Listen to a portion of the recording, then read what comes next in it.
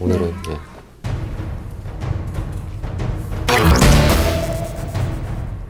또한 이날은 두 사람 사이에 숨겨왔던 지극히 개인적이고 낯뜨거운 공방전까지 펼쳐졌는데요. 제가 직접 참관해서 자세한 내용을 보고 들을 수 있었습니다. 취재 이어집니다.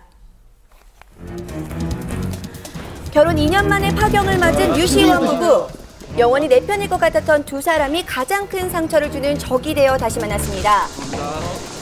처음으로 법정에서 맞대면을 하게 된 두 사람. 부부간의 낯뜨거운 사생활까지 낱낱이 공개할 정도로 갈등은 심각했습니다. 지금 이곳에서 배우 류시원 씨에 대한 형사재판이 이루어지고 있습니다. 아내 조모 씨도 증인으로 출석해 있는 상태인데요. 폭행 사실 여부를 두고 치열한 공방이 계속되고 있습니다. 이날 법정에서 두 사람은 피의자와 증인 신분으로 마주했습니다. 그런데 공판이 시작되고 얼마 지나지 않아 20분간 휴정이 됐는데요. 재판의 공개 여부가 문제였습니다. 공인으로서 부부간 민감한 얘기가 다수 있으니 비공개로 진행했으면 합니다. 1년 반 동안 피고인이 언론을 통해 나에 대해 온갖 유언비어를 퍼뜨렸습니다. 그래서 저는 재판이 공개됐으면 좋겠습니다. 결국 아내의 의견에 따라 공개 재판으로 진행하게 됐습니다.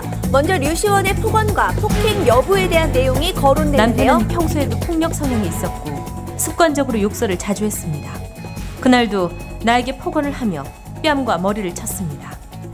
조모 씨는 부부싸움 중에 녹음한 파일을 증거로 제출을 했는데요. 여기엔 내가 웃음냐, 까불지 마라 등 폭언을 하는 류시원의 목소리가 담겨져 있었습니다. 하지만 폭행은 없었다는 게 류시원 측의 입장입니다. 부인이 혼인기간이 짧다 보니까 재산분해를 받기가 좀 어려우실 거예요. 폭행이 인정이 되면 위자료를 받을 수 있고 양육권을 인정받는데 아무래도 유리하게 될 테니까. 류시원 측에 의하면 아내 조 씨 측이 요구한 위자료는 재산 분할금과 합친 37억과 월 300만 원의 양육비라고 합니다. 고소의 주된 내용인 위치 추적에 대해서도 양측의 입장은 달랐습니다. 남편 류시원은 의처증 증세가 있었고 그래서 나를 감시하기 위해 GPS를 부착한 것입니다. 아내는 전화를 10번 하면 10번 다 받지 않는 사람이었습니다. 직업 특성상 출장이 많은데 연락이 안 되면 불안했습니다. 조 씨는 류시원의 의처증을 류시원은 조 씨가 가정에 소홀한 것을 문제 삼았는데요. 류시원은 아내가 보낸 휴대전화 동영상을 증거물로 제출했습니다. 아이가 보고 싶다고 했더니 휴대전화 동영상으로 아이가 자지러지게 우는 모습을 40초 동안 보여줬습니다. 그래서 집으로 달려왔더니 나와 아이를 두고 새벽에 집을 나가더군요. 아이를 달래느라 전화를 못 받았다고 하는데 남편은 믿지 않았습니다. 그래서 아이가 우는 걸 찍어서 보냈습니다. 그리고 남편이 집을 나가라고 해서 저는 친정으로 간 겁니다. 남편은 내가 뭘 한다고 해도 믿지 않는 사람이었습니다. 어떤 언쟁을 직접적으로 한 부분은 없었습니다. 다만 이 조 씨의 그 신문 과정에서 류시원 씨의 변호인 측이 강하게 압박을 하면서 이번 그 이혼에 대한 귀책 사유가 조 씨에게 있는 것이 아니냐라고 추궁을 했습니다. 조 씨 측은 이에 대해 강하게 반발했습니다. 제가 산후조리원에 있을 당시 남편의 외도가 있었고 심지어 집으로 그 여자를 불러들였습니다. 이 사실을 본인도 인정했습니다.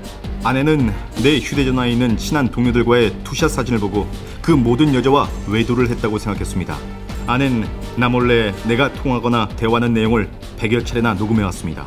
오히려 아내가 자주 늦은 시간에 외출을 했고 한 번 외출을 하면 남자 명함을 여러 개씩 받아오니 걱정이 됐습니다. 양측의 날선 공방이 계속되는 가운데 재판은 4시간 가까이 진행됐습니다. 판사는 합의에 대한 의사를 물었는데요. 합의 가능성은 0.01%도 없습니다. 솔직히 말하면 이제 연예계에 미련 없습니다. 앞으로 딸을 위해서라면 무엇이든지 할 겁니다. 검사는 피고인 류시원에게 징역 8개월을 구형했습니다. 한치도 물러서지 않는 양측의 날선 공방전은 결국 부부간의 낯뜨거운 사생활을 폭로하는 상황으로까지 가게 되는 상황입니다. 공판이 끝나고 나온 두 사람 모두 많이 지친 모습이었는데요.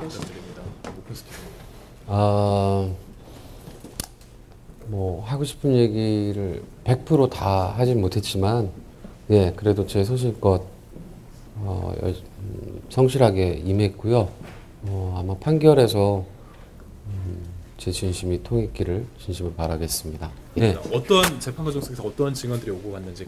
부분이 이렇게 뭐 제 입으로 별로 이렇게 얘기하고 싶은 부분이 별로 없어서 네.